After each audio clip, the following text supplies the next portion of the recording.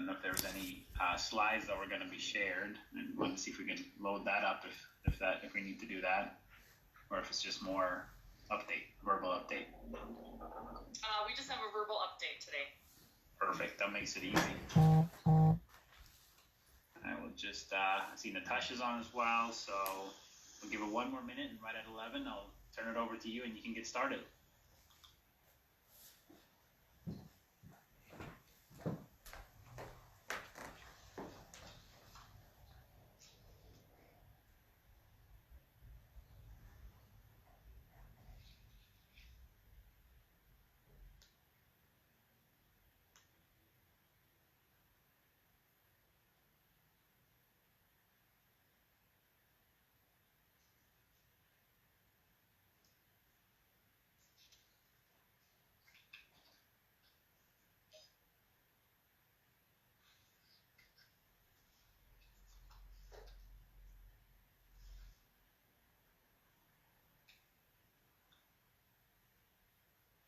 Okay, so it's 11. Let's go ahead and get started for the agenda. We have Natasha and Meredith here from Deed Small Cities to give us an update on the CARES Act funding for broadband. So it should be a really good update, and looking forward to it. And be prepared with your questions or comments. You have them. Again, we'll raise the hand as we do that. And with that, maybe I'll turn it over to you, Meredith, to kick this off. All right, thanks very much. I'm Meredith Udoybach, and I'm the Executive Director of the Office of Community Finance at Deed. And I have my colleague, Natasha Kukowski, is here today also, who will be telling you a little bit more about the CARES Act money that we have. Natasha's the manager of our Small Cities Development Program that resides within our office.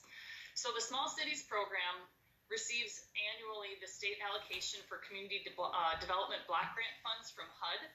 And as a result of that, when the federal government was giving out money for the coronavirus, they decided to filter some more money through Cdbg funds. And so we're the lucky recipients of $37 million from HUD that's going to come through the community development block grant funds that is going to filter through our Small Cities program. Some of the restrictions of this money that's coming through is that it is to prepare, prevent, and respond to COVID. So Natasha and I and Natasha's team got together and said, well, geez, what are we going to spend this money on? So we did a little, we consulted with some of our agency members and folks that we work with, communities across the state, and said, what are your needs out there that would qualify for these funds through the Small Cities program? And we heard over and over again, and partly because we're lucky enough to sit next to Angie and Diane, who are our best neighbors in the office, we know about the broadband needs, and we hear about them all the time. And we heard about them even more as COVID started happening, from telework to telemedicine to telelearning. It was Teletubbies, everything that was going on. So we thought, what a great use. It's going to fit the requirements of this program. It obviously prepares, prevents, and responds to COVID. One of the other restrictions is it has to meet a federal objective. So these funds have to be in areas that are going to serve low to moderate income people, reduce slum and blight, or respond to an urgent need. So we thought broadband can probably hit all of the requirements of this. In addition, when this pandemic is all done and over, we thought, what a great use of public funds, because these are permanent infrastructure improvements that our communities are going to be able to reap the benefits from even after this pandemic is over. So with that said, we decided, after we did our consultation with folks out across the state, to say, what are your needs? Of the $37 million, we have identified putting $25 million of that towards broadband. One of the things we have to make sure that we watch out for is that there's not a duplication of services. So this money can't duplicate something that any other state or federal funds is paying for. So that's one thing we're going to be watching out for.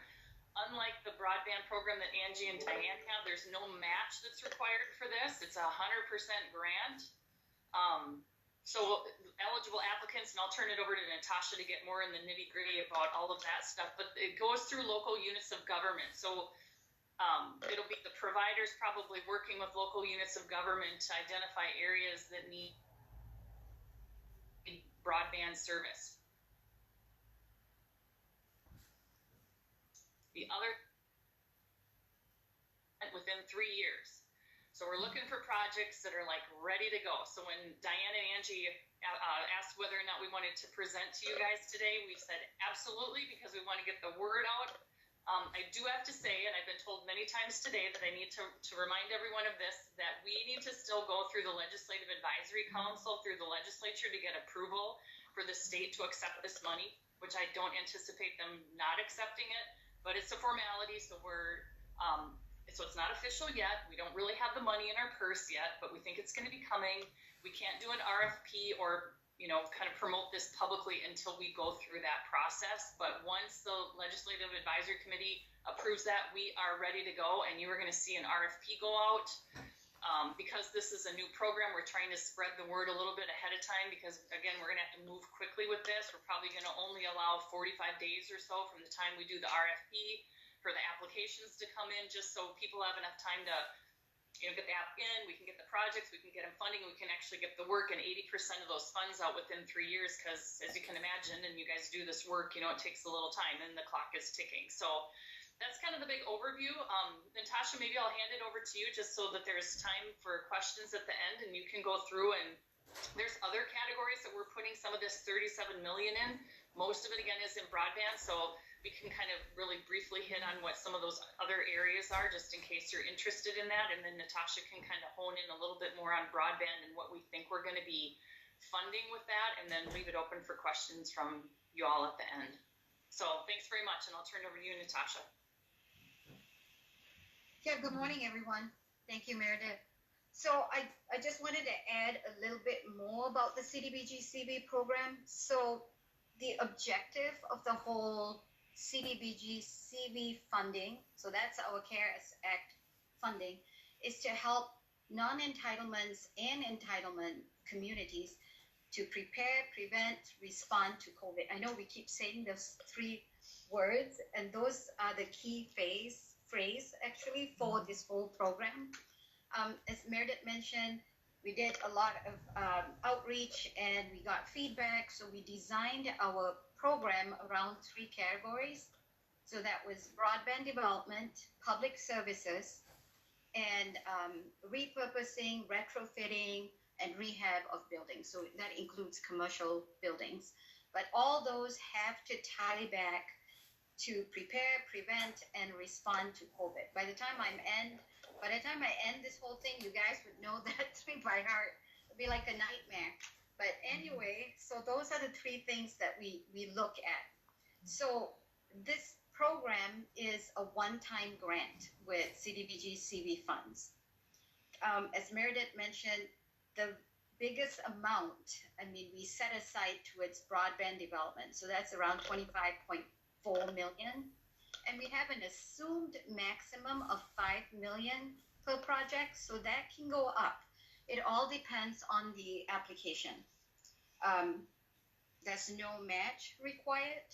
We sign a contract with the local unit of government and not with the provider. So the provider the grantee has to work with the provider. We also offer a 13% admin, so that can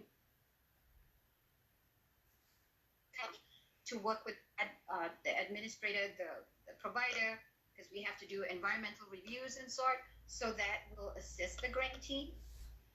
So for the broadband category, the Cdbg CV funds can be utilized to provide new and increased access to support, again, all the telework, the telemedicine, the tele-learning, the televisits, and I'm just tempted to say Teletubbies, but I won't say that, but I just did. But anyway, the key to everything is it has to tie back to those three things: prevent, prepare, respond.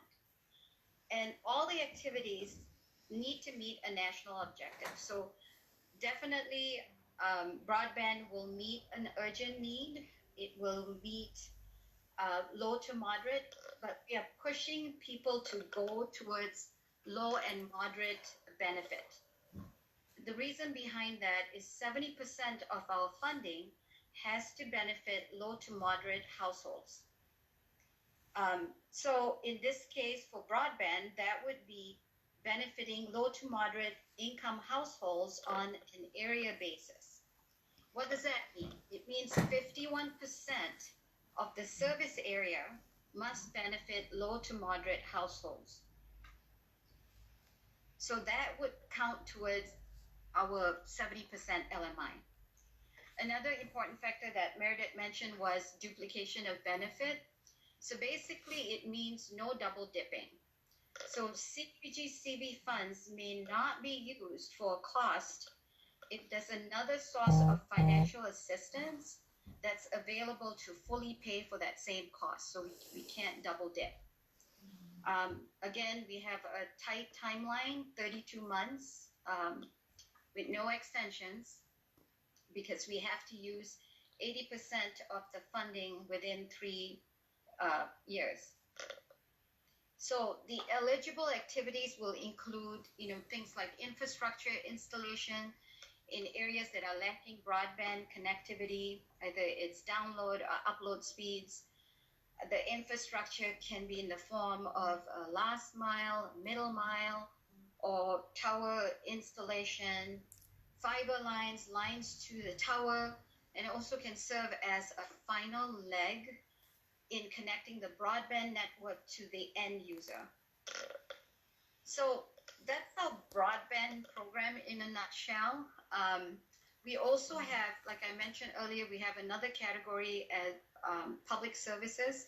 In that category, if there is a household that's not able to pay for broadband services, they may apply under a different application, which is public services, to have at least 6 months of continuous payment for that particular utility bill, but it has to go directly to the provider. We don't pay it to the homeowner, it goes to the provider. And there's some requirements for that. But as we said, we are waiting for the state to give us approval. Once we have that, our guides, our application is going to be on DEED's website. We'll get our RFP and our webinar out. So we are very anxious to get going. We got all our ducks in a row and we're just waiting. So if you have any questions, I think I speed through that really fast. We're only 15 minutes in, so any question? Natasha, if I could, there's one other thing that I wanted to add that's kind of a unique piece. This time, the funds that we have can actually be spent on tribal lands, which normally our CDBG funds cannot. Tribes usually get their own allocation, but those are eligible areas where we can put any of these dollars this time. They're not eligible applicants in themselves. They'd have to go through the cities, but we can put dollars on tribal lands with this money. So the grantees have to get permission first from the tribes before they can send in an application, saying their intent is to go into tribal lands. Thank you, Meredith. Yeah, so there's a comment or question from Kurt Croshu. Good morning. My name is Kurt Croshu, and I'm the the American Indian liaison for DEED. And Meredith, thank you very much for answering that question. That was exactly what I was going to be asking. So thank you so much. I guess the follow-up question to that would be, whom at DEED leaders, we know somebody that they can contact there at DEED? Who might that be? Well, when we do our RFP, Kirk, I'll make sure that we alert you that that's out, because they should probably get in touch with their local communities so that they can coordinate, and then make sure that they attend the webinar that we'll be doing to talk about the application process. But as Natasha said, they'll have to work with their local community that's nearby, because that community is going to have to be the applicant. Perfect. Thank you. That's exactly what I was looking for. Thank you guys so much. I'm excited about this, and I'm sure the tribal leaders will be as well. Thank you. Great. There is a question in the chat from Bernadine that says, please clarify, are small cities the only eligible applicants in the CDBG program? What about counties and townships? Counties can apply, because it would be entitlements, non-entitlements. When I say non-entitlements, it is usually cities under the population of 50,000, counties under the population of 200,000. And when it's entitlement, it is larger than those populations. They all can apply. Thank you for that clarification. And then the three areas you mentioned earlier, broadband, public was that were those the three? Yes, and it's public services. It actually breaks down to three different things. We have housing assistance, which is we can pay mortgage, rental, and utility payments for those who are affected by those three things that I mentioned: preparing, prevent, respond. Or again, if they have any issues that they have to give us evidence saying that they are affected by it, either from the bank or whatnot, and we would be explaining that during our PowerPoint. And so they can apply under the housing assistance. So the city would be applying for it. There's another segment under public services, which is testing kits, COVID testing kits, gloves, masks, plexiglass, things like that. And the third segment is food shelves and pantries, if they need assistance with food deliveries or supplies. Those all fall under public services, and we have about 5 million allocated for that activity. And then the last segment, which was repurposing, retrofitting buildings, those are things like retrofitting a building to be a COVID treatment center, or utilizing a building that they can change it into a pantry just in case there was some emergency, or to help with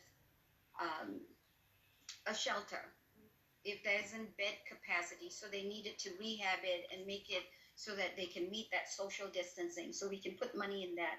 And then the final one under retrofitting would be commercial rehab. So those who are familiar with what we do, Cdbg, normally we help commercial rehab with facade, with storefront windows, things like that. But with Cdbg CV funds, since it's related to COVID, what we could do is we could put an HVAC system into the commercial building, so it could help with air circulation. Or it's maybe a keyless entry, something that would relate back to COVID. So it couldn't be a roof, because that has, we can't relate that to COVID. Thank you. There's another question in the chat that says, how can we best assist with getting the word out once you are ready with the program information and approval from the state? Well, we're trying to reach out to anyone and everyone possible. So we're hoping to do the webinar. When we do the RFP and the webinar, we're doing a blast to all the cities, the mayors, whoever we can reach out. So I would say if you have anyone that you know, any contacts, just spread the word. Once we can always get hold of Diane and give out information, and she can kind of share it with you guys. But if you can share it with anyone that we are missing, that would be fantastic.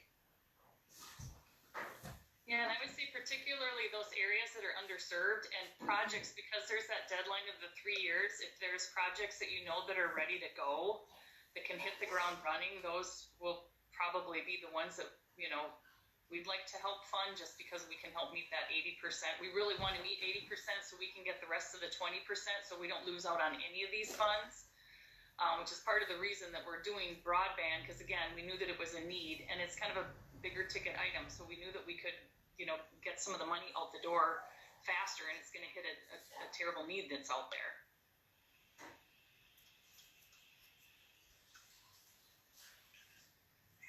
Other questions or comments from task force members? We can even open up to broader audience as well.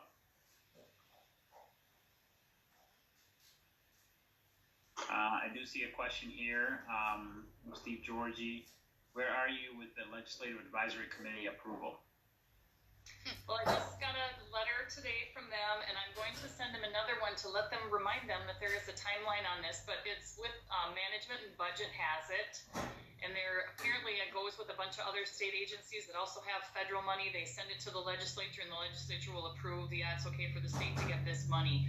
I'm hoping they don't have questions once it gets to the Legislative Advisory Committee, because if there's questions on it, then that's going to take a little bit longer. So I'm just going to keep pushing every week for updates to see where they're at, and make sure everyone knows that there's a timeline on this money, so it doesn't, get lost in the shuffle over there. So we're definitely bird dogging it for sure.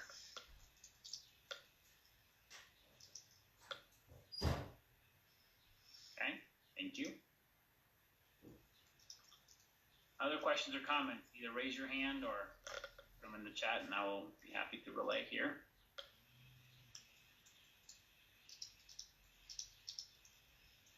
I'm not seeing any other comments in the chat or any other questions. So, Meredith and Natasha, thank you so much for taking the time and coming in to talk to us about this, even ahead of any of the announcements and all that. It's very exciting, and I think I see several folks that are pretty excited about this. We very much look forward to it, and another added benefit to the state. We think it's going to be incredible with this kind of focus on broadband. So much. Yeah, thank you for inviting us. And if you guys reach out, otherwise, when we are ready to do the RFP, we'll make sure that we let Angie and Diane know, and if they can share the information with you, that'd be great. And any questions that you have will be available for technical assistance to help communities with the applications. We know this is a new program, and we are super excited to get the money out the door and help people get applications put together. So we're here to help if anyone needs help, and look forward to the partnership with you guys. Okay, awesome. And that connection to Angie and Diane is critical, because I know a lot of the partners also know how to reach out to the connection to have there as well. Awesome. Thank you again for taking the time and coming to speak to the task force. Yeah, thank you for the invite. Thank you. Okay, take care. All right. The next, again, we're running a little bit ahead of time, but the next topic is around, the presenter will be from Cablelabs. That was supposed to start at 11:30. Mark Walker, who's the VP of Technology Policy, is supposed to be here. I don't think Mark is on. I don't see his name unless it's one of the phone numbers. Mark, are you on by any chance? Okay, don't see it yet. So while we wait for him, I think one thing we can move up to the head of the agenda is any public comments, other business that the task force, I asked earlier from the task force members, but opening it a little bit broader, even to other participants who are not on the task force. Is there any public statements or comments or questions that you want to bring up in front of the task force at this moment in time? You can either raise the hand, or if you can't find that button, you can just come off mute and make your comment at this time.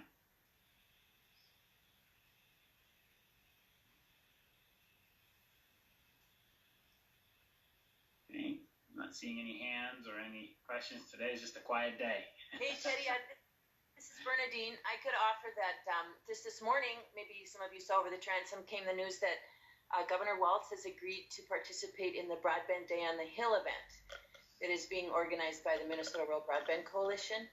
I think that's the 19th. I didn't pull it up, but there's information about that on the Blender Broadband and blog, and that's very exciting. I think that underscores also the recognition on the part of the administration of the importance of broadband today. So just sharing that news with the group.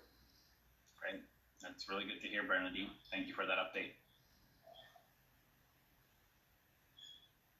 Other comments? Okay, not seeing anything here.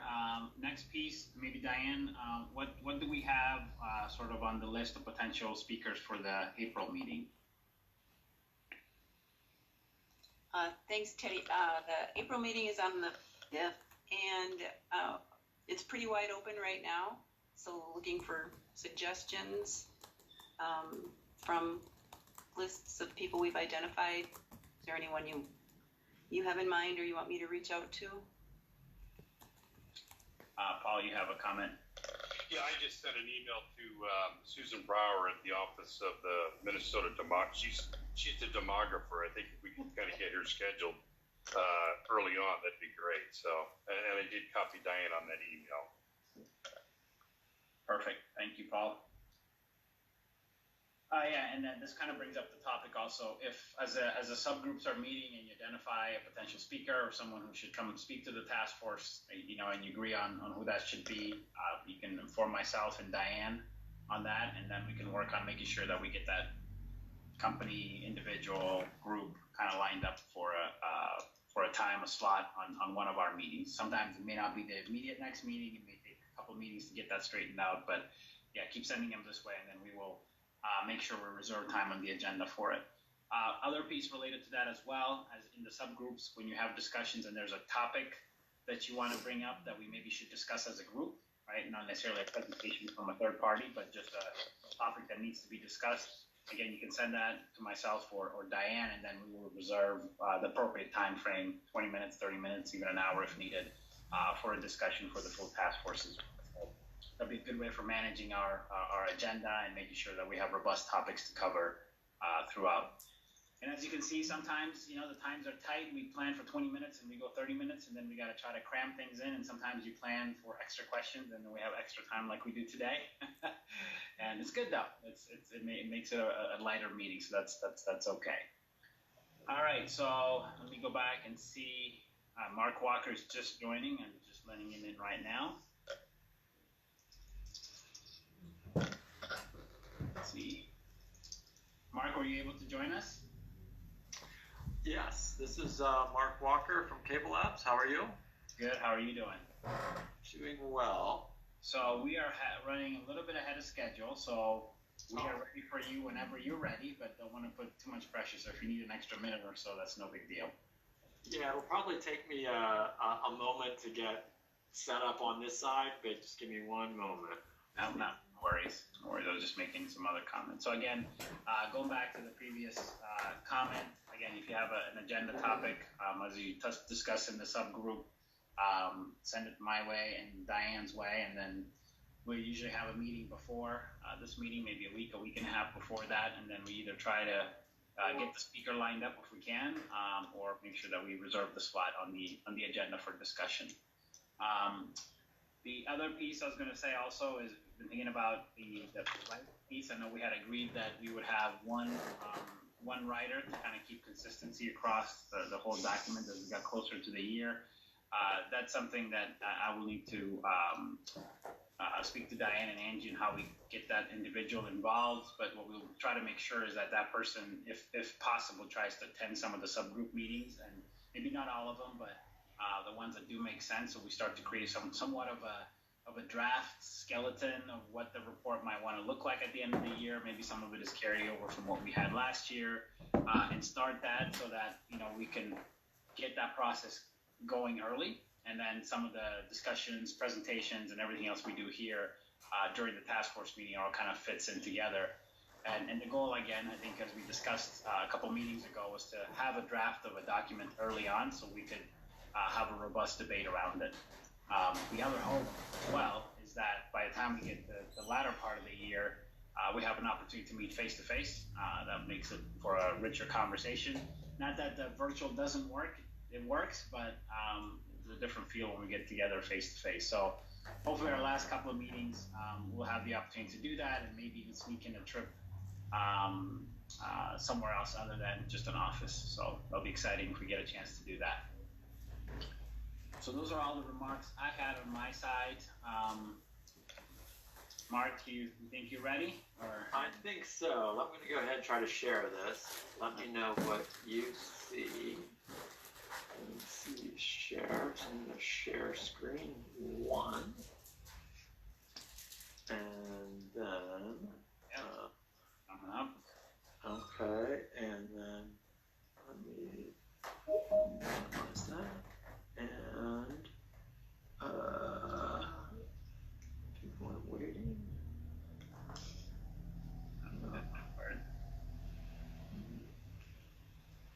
Oh, so why is it not letting me go to presenter view? Okay, There it is. You can see it. and can you see just the Just the presentation. Yeah, just slide deck. Yep. always a little, in this virtual world that we now live, and the multitude of platforms, it's always somewhat interesting to see if I can actually share something the way I want to. But thanks so much for the time today. And my name's Mark Walker. I'm Vice President of Technology Policy at Cablelabs. And the first thing I want to do is show a short video. And the reason for that is it really, I think, helps really sort of solidify why broadband is so important. I know I'm sort of preaching to the choir here, but I think keeping that mindset as we sort of talk about the technology is critical. So with that, I'm going to start this, and hopefully it works. Are you able to hear and see that? Yes. Awesome. I don't know how you're supposed to feel at 86, but I don't think I feel like I'm 86. That's a rough life. People make my world go round. I fear isolation, the being cut off. If I am alone somewhere and no one to talk to, no one to share anything with, I bet you I would just drive away. I call this my smart house. We got sensors in all the rooms. I swallow them. I wear them. Doc knows what's going on with me. I don't have to go to the clinic anymore. I call him up. He's not back in the horse and buggy days. I get a pretty active week. I'm feeling it too. Hey guys, how do you like knowing I've got eyes on me? Gives me the confidence to keep me being who I am, doing what I want to do. Frees me up. Takes some worry. I don't have to worry about paying my daughters. Hey kiddo, what's up? Just checking in. Because I know she's not worried about me. She's always busy, work and kids, but she can see exactly how I'm doing. That she knows how I feel before I do. Cookie has become my what? My wingman. Hey, Cookie, what time is that car? 2 minutes. It's cold out. Might want to bring a coat. It's like he has a brain. Now, what are you doing, Cookie? It's a great I have come to rely on him. I know I can trust him, and he's got my back. I lost Ellen in my life 10 years ago. So many good times, so many memories. Losing her was really tough. If we had had for her then what we have for me now, she would have been in a much better place. I miss her so much. Here, not too long ago, I was experiencing those dizzy spells. The doctor had provided a scan for me at home, so I didn't have to go out to the clinic or anything. Have the scans for that patient.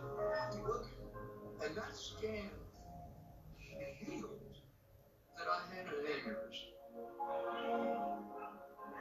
I saw this specialist, a surgeon, and she explained to me we wouldn't have a messy operation. They inject these nanobots that go into your system.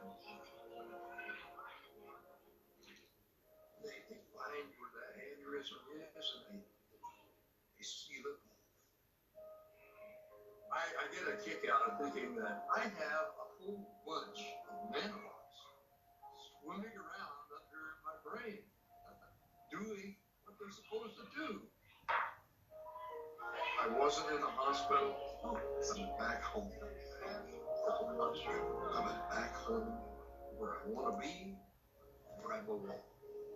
The help that I have allows me to stay here in my home. Who is that? You remember? That guy in the back. Have my friends here. That's me. My family. I don't want to give that up. I don't want to be in a nursing home.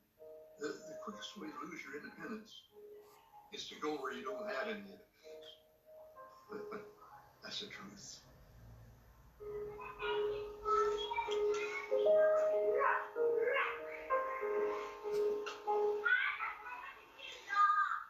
So this was one of a number of videos we've produced that we call the near future.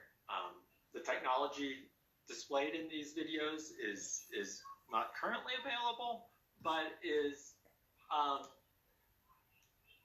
the horizon. Oops, just hit the wrong button. Okay.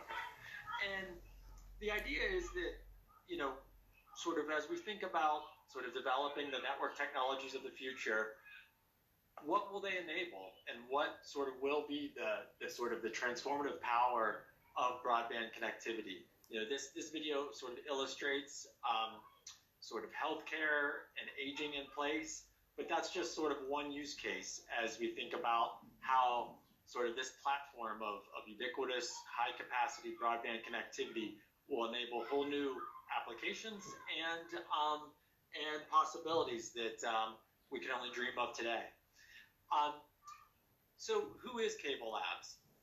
Cablelabs is an R&D and innovation consortium that develops network technologies for the benefit of the global cable industry.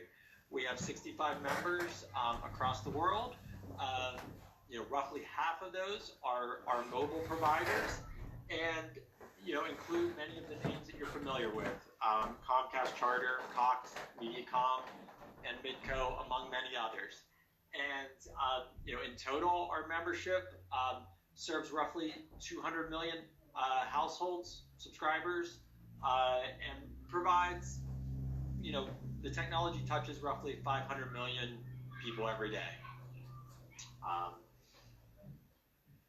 So as I said, Cablelabs focuses on developing network technologies, both wired and wireless, to ensure our members have the tools to deliver the broadband services consumers want and need today and well into the future. The 10G platform is a combination of technologies that will be able to deliver symmetric multi-gigabit internet speeds with a vision towards enabling 10 gigabit per second symmetric services in the near future. This will provide roughly services that are 100 times faster than what folks have available today, and will offer lower latencies, enhanced security, and greater reliability. While 10G will be the next great leap for broadband, the technologies that enable it are already in development today. So definitely feel free to speak up if you have any questions as we go along.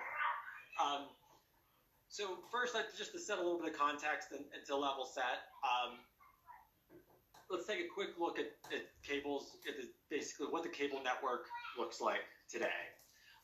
In general, cable operators use a hybrid fiber coax network to deliver broadband services. And in a metro area, you'll typically have one or more hubs, which used to be referred to as basically head ends.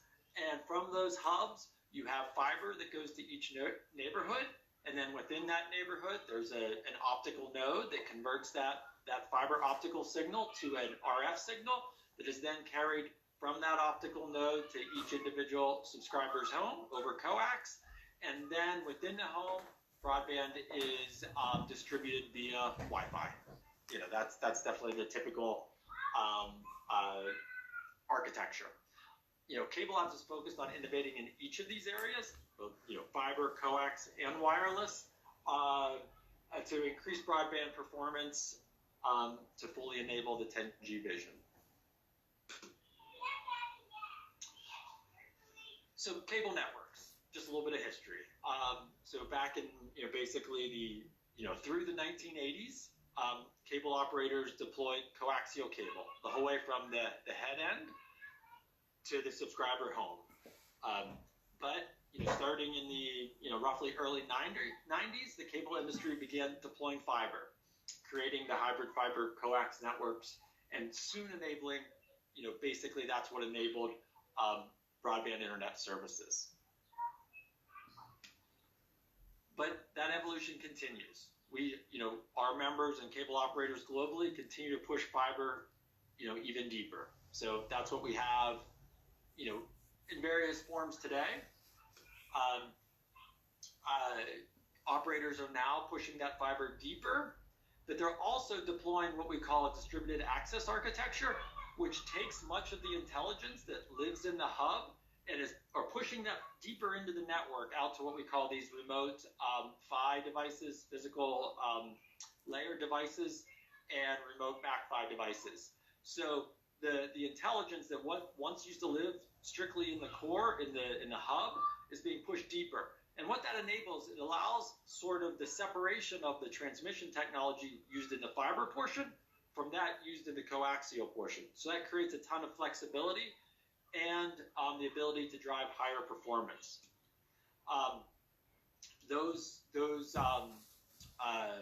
That sort of pushing fiber deep. For some members, they're pushing it to the point where they don't need amps any longer in the coaxial portion, and basically the service groups are getting even smaller. Maybe as small as 50 to 100 houses per service group. So that really not only increases the capacity of the coaxial portion of the network, but it is now being shared by even fewer subscribers. And what this really is building towards is a true convergence of the networks and the services between both mobile and fixed. And by pushing that intelligence deeper into the network, it gives operators incredible flexibility as to the specific access technologies that are deployed at the end of that fiber, whether it continues to be DOCSIS HFC networks, whether it's fiber to the home, whether it's mobile services, 5G, 6G. That sort of distributed access architecture provides that sort of foundational flexibility to do that. And it also then begins to allow sort of the convergence of services, sort of the notion of sort of seamless, ubiquitous connectivity, where the consumer no longer has maybe not understanding is the right word, but no longer struggles to know, okay, should I be connecting to Wi-Fi? Should I be connecting to the mobile network? That becomes invisible to the consumer, and they just have connectivity wherever they are and whatever they need. So now, just building on sort of the building blocks of 10G. Let's first talk a little bit about speed, but then we'll move through reliability, latency, and security. Today, just for a little bit of context, within the U.S., cable operators now have about 80% of U.S. housing units have available cable gigabit broadband service today. And it was just in a few short years that went from 9% in 2016 to what we see today at roughly 80%. And this represents well over 90% of the cable footprint in the U.S. as well. And cable operators have basically saturated their networks at this point with gigabit broadband services. And this also holds true for Minnesota. So just looking at Minnesota for a second, cable broadband is available to almost 2 million Minnesota housing units, which is approximately 79% of total Minnesota housing units. Cable gigabit broadband is available to over 96% of the Minnesota housing units passed by cable broadband. Cable members operating in Minnesota include sort of that full list of folks.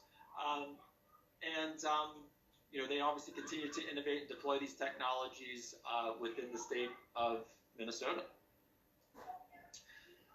Stepping now down towards a little bit deeper dive into the technologies. So DOCSIS, which is the technical standard that enables broadband to be able to be provided over the HFC network, has been around since 1996, but it continues to evolve and increase in that technology. So in 1996, DOCSIS 1.0 only had a downstream capacity of roughly 40 megs. And today, the version that is sort of in the field today is DOCSIS 3.1, which has roughly 10 gigabits of capacity in the downstream and roughly 1 to 2 gigabits in the upstream. We are seeing, we've sort of developed the specification for DOCSIS 4.0, and it is in the process of being commercialized today. And that'll boost that upstream capacity, by roughly threefold to up to about 6 gigabits of upstream capacity. Which will position cable operators well to be able to offer symmetric multi-gigabit services sort of widely across their footprint. So just taking a look at sort of, putting that into context and sort of mapping that over time and over the dimensions of downstream peak capacity and upstream peak capacity. We see sort of how DOCSIS has evolved over time, but I think it's also worth, benchmarking that against sort of the fiber to the home technologies, the PON technologies, and where they're at today and going to the future. 10G PON is what's largely being deployed today by network operators, and 25 gig PON is sort of on the horizon. I think the point to take away from here is that when you look at sort of the performance metrics of HFC networks and what they can provide from a broadband performance standpoint, they're well on par with the fiber to the home technologies. Switching gears for a second, the HFC network is obviously a hybrid fiber coax network, and that so our focus is not just on the coax portion, but we do a lot of work around fiber technologies as well. That includes our main focus is around how do we increase the capacity of the fiber portion of the network. Cable operators have deployed many route miles of fiber, and how do we extract the most value out of those assets possible? One of the projects we've been working on for years now is to bring what's called coherent optics, which is typically used in long-haul networks, bring that technology to the access network so that we can drive capacity increases there. Today's digital optics provide about 400 gigabits per second of capacity per strand, and we've been able to achieve 50,000 gigabits of capacity per strand with these technologies. So it allows sort of that scalable nature of capacity to be not only driven in the coax, but also drive that in the fiber so that we don't need to continue, pull additional strands, that we can get the most out of the network that's out there today.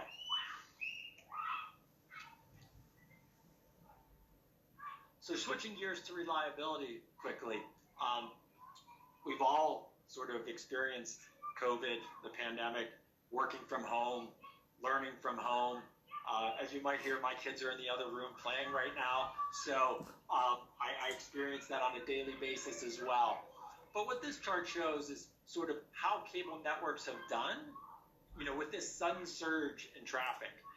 If you look at it at a national level, cable networks have seen roughly, since the beginning of the pandemic on the upstream, have seen roughly, about a 50%, a little over 50% increase in the total traffic carried at, basically the peak traffic carried. And on the downstream have seen roughly, almost a little over 30% increase since the beginning of the pandemic. But the key is that, given the investments that cable operators have been doing for years, the network was resilient and was able to handle this sudden surge in traffic, and I'm able to make this call today. But then turning to sort of, Minnesota and sort of what has been seen on cable networks in Minnesota, on the downstream, very similar to what we see at a national level, that the overall peak growth has been about a little over 30%.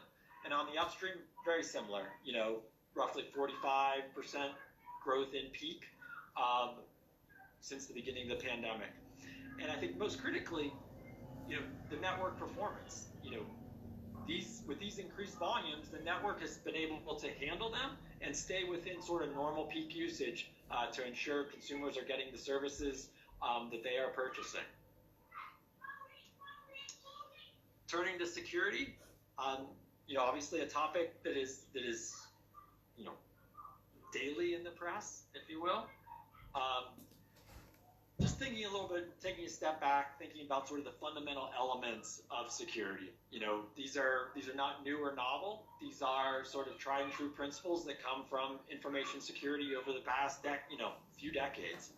And at the core, when we think about security, it's around device security and what that means for the network, and that's really the foundation and building block for all the other aspects of security. If you think about authentication, if you think about cryptography that protects confidentiality, if you think about secure software updates, it all ties back to the device identity and that sort of anchor of trust on the network. The cable industry has been sort of working on security now for 20, 30 years and has not suffered any scalable attacks over that time frame. And that's largely due to sort of the technologies that have been built into DOCSIS around security. Cable modems, cable gateways rely on the DOCSIS public key infrastructure, which is uses digital certificates and asymmetric cryptography to ensure that when a cable modem is brought onto the network, that it can be authenticated and identified with a high level of certainty.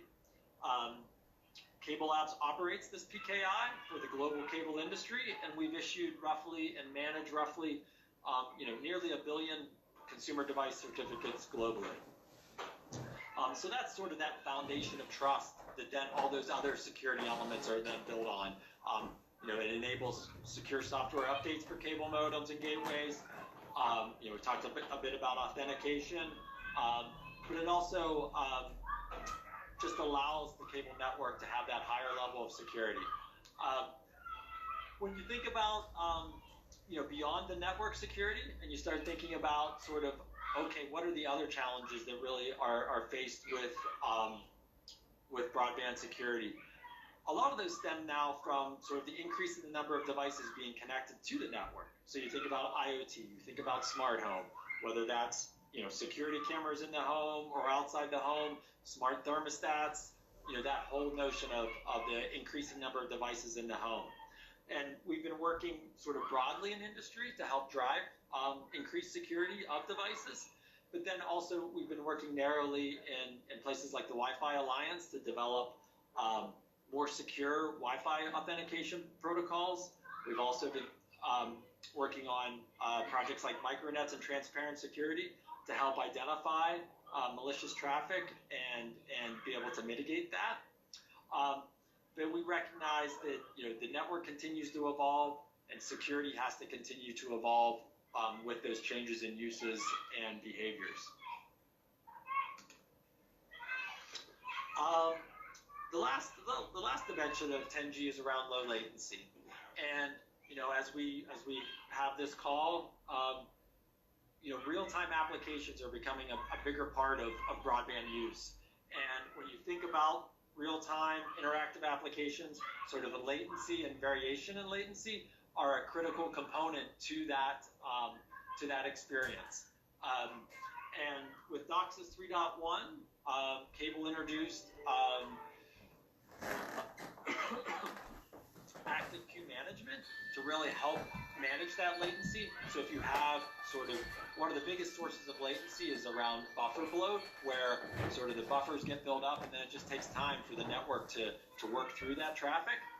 AQM helps manage that and helps keep latencies within the access network down around 10 milliseconds. When you think sort of taking the next step beyond AQM, we've developed a technology called low latency DOCSIS, which helps drive those latencies even lower to potentially around 1 millisecond for a range of applications. But we also recognize that latency doesn't just occur in the access network, but also in the home network. When you think about Wi-Fi can be a huge source of latency in the consumer experience. So we're applying those low latency technologies to the home network as well. And I think this has become a lot more apparent over the past year as video conferencing and whether that's for work or for learning or for healthcare or for whatever application has just become a much more critical application for consumers.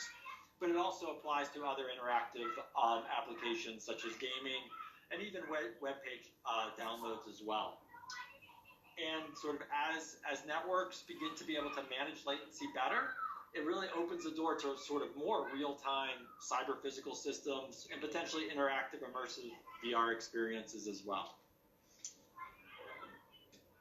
So as we think about sort of the technology aspects and sort of marry that with the policy environment, it's really critical to think about sort of over the past 20 years, cable operators have invested hundreds of billions of dollars in their broadband networks, and will need to continue to invest in those networks to bring the next generation of broadband performance to market.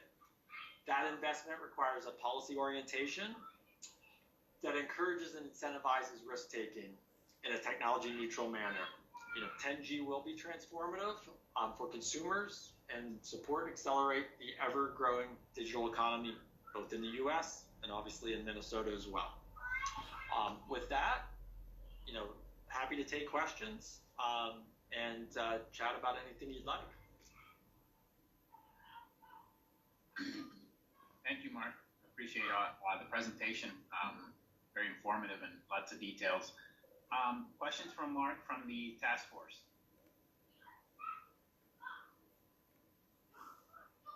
So while everybody's thinking, Mark, I have one question. Just maybe your thoughts. It's not really. I'm just getting an opinion. One of the areas you showed is, obviously there's we're optimizing the network across, right? But the one area that's harder is in the home, right? For people to figure out, latency inside the house, or and not, you're using wireless devices. Some things work, some things don't. There's many things hogging the band. I mean, any thoughts on how can we educate consumers better on how to, optimize their network inside their home? No, I think that's a struggle. A struggle for everyone, and it's a part of the network that's in many ways is outside the control of the cable operator. Where a consumer places their Wi-Fi router in the house will impact performance dramatically. If they put it in a closet behind, or in a utility closet behind a big metal object, that's gonna decrease the performance of Wi-Fi in their home. If they have a 6-year-old, 7-year-old Wi-Fi access point that they're still using, that's 3 or 4 generations behind sort of where access points are today, that's obviously going to impact their experience as well. So you're absolutely right. I think that is a critical issue, and how to sort of educate consumers is not easy. Particularly given sort of the range in consumer understanding of technology and the technologies involved. It's something I think cable operators struggle with quite a bit. I've heard sort of anecdotally from a number of our operators, Wi-Fi is often the biggest source of calls. It turns out to be the root cause of calls, where it's, put your router there, things aren't gonna work that well. So you're absolutely right. I appreciate those comments. I live it in my household every day. I'm a technologist. Everybody complains in my house the network's slow, and I'm like, it's totally fine. I don't know. Maybe it's the way I set it up to benefits me and not everybody else. But other questions for Mark?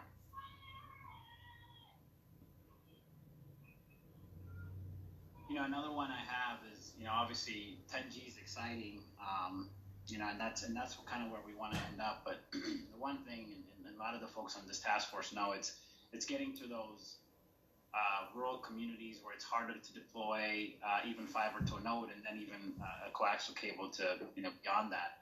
How do we make sure, as you work with different organizations, right? How do you ensure that we don't have people left behind? And how, is it more something working with states and federal government? Is that the way to get it done? Any kind of thoughts in that arena? Absolutely. The cable industry, broadly, thinks about those issues, and even sort of internally at Cablelabs, we recognize that sort of a wired network to the home may not be the right answer in every circumstance. So we are spending more time on fixed wireless technologies, and how those can be used to address circumstances where sort of the economics just don't work for whatever reason, for a sort of a traditional wired network the whole way to the home. But I think the FCC has done an amazing job over the last handful of years, as they've between CAF2 and now RDOF, have pushed out sort of billions of dollars, and many of our cable members are beginning to really think about those programs and how they can use those available sources of funding to push their networks out even farther. So I think it's a combination of, obviously we always want to look at the technology and bring those costs down as far as possible, and to make sure we have a basket of technologies to be able to fit, whatever the circumstances is, but also that the notion of sort of the public-private partnership of, helping those economics, whether it's at the state or federal level, to help operators be able to, deploy broadband where, where the normal economics may not work out. Makes sense. Any other questions for Mark? I see someone. Yvonne has her hand up. Yvonne has a hand up. Go ahead, Yvonne. Hi, Mark. Thanks for the presentation. With the recent security hack of Verkada, the security portion of your presentation, also along going with the video that you showed at the beginning of such a connected network, makes me think more about, security than ever. And I'm just wondering what sorts of things are on the horizon in terms of innovations around the kinds of hacks that are happening with Verkada and others, where it's it's human error, right? It's somebody posting something where they shouldn't have posted it in all likelihood, where they are able to get at passwords. Are there innovations that Cablelabs is working on to help with tightening things up like that? Because that's, honestly, that's one of the big barriers to, the kind of future that you showed in the near future, right? Absolutely. And security, I think, unlike many of the other domains, is very much a I don't know if you want to call it an arms race or a sort of an adversarial world where, I don't think we'll ever arrive at a place where we're like, yep, we're done with security. The incentives are such that, the attackers, whether criminals or nation states or whoever, have such a, there's such a benefit to them that, we always have to look at it as a sort of risk mitigation proposal or proposition. And, as you mentioned, many of the, as much as we want to talk about sort of innovative technologies, it often looks like some of the sort of, what I want to say, sort of yesteryear's technologies that turn into the enablers for these attacks, whether it's a password that shouldn't have been posted, or someone used a very weak password, and another obviously attack that's been in the news quite a bit is SolarWinds, and the breach of their software supply chain, and it, I don't know that the full story is quite out on that one yet either, but there's indications that it may have been a sort of a password that was posted in the wrong place as well. That was sort of the hole that allowed them to, the attackers to get in. So yeah, I think, I don't know that there's going to be a single innovation that's going to solve these challenges for us, but I think we have to recognize, both as an industry and from a sort of public and private perspective, that as broadband becomes more valuable and the benefits are becoming that much more, we have to invest in security right along with it, because that is just, it becomes that much more attractive of a target for both criminal organizations, but also for potential adversarial nation states as well. And so I guess my sort of short answer is, I don't see a silver bullet from an innovation standpoint, but it's just going to take sort of the blocking and tackling and the continual investment and the change in mindset that security just has to be part of the equation. It has to be invested in appropriately, and from the beginning. It can't be an afterthought. Sorry, we don't have any silver bullet for you. That's an area there will never be you just need a lot of bullets for a lot of different. Any other questions for Mark?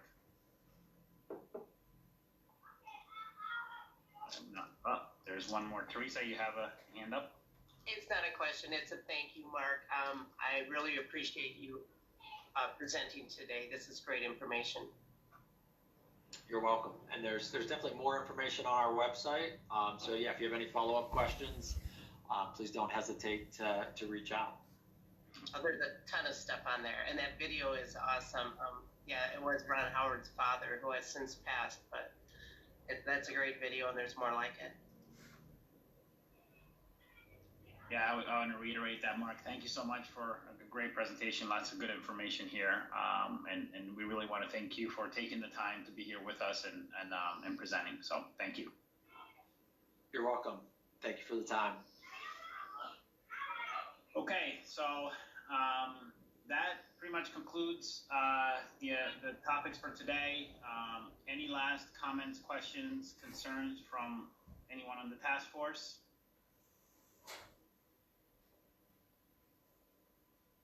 Any last questions or comments from anyone outside of the task force that's in the meeting that you want to make a statement at this point in time?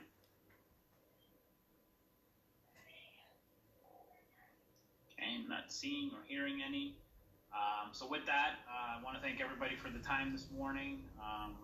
Lots of good information kind of from different speakers today, so that was exciting. Our next meeting is on April 5th, as we mentioned earlier.